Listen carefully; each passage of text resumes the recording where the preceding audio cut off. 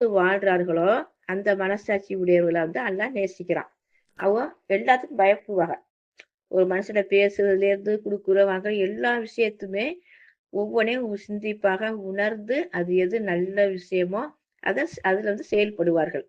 இவ்வளவுதான் அல்லாஹ் தஆலா சொல்றான். சொர்க்கவாசிகள் அப்படின்னு சொல்றான். மிருகங்கள் தீனி தின்பது போல அப்படி யாரு சொன்னா மனிதர்கள். சில மனிதர்கள் இருப்பார்கள். அவர் என்ன பண்ணுவார்கள் அப்படின்னா அவங்களுக்கு என்ன கிடைச்சா நம்ம திண்டா போதும், நம்ம நல்லா இருந்தா போதும், நம்ம சுகமா வாழ்ந்தா போதும், பிறரை பத்தி கொஞ்சம் கூட அதை சிந்திக்கவே மாட்டாங்க. ஒரு இரக்க குணத்திலேயோ மன்னிப்பு குணத்திலேயோ எதுலையுமே இருக்க மாட்டாங்க. தன்னுக்கே முக்கியத்துவம் கொடுத்து அவங்க தன்னையே அந்த சுகத்திலையும் அந்த ஒரு வாழ்க்கையிலையும் வாழ்ந்து வரும்போது அல்லாஹ் என்ன சொல்றான், எப்படி மிருகம் வந்து தனக்கு கிடைச்சா போதும் அப்படின்னு சொல்லிட்டு தன்னை காப்பாத்திக்கிற அதோடைய பசியை எப்படி தீர்த்துக்கிட்டு அது அதுக்கு மட்டும்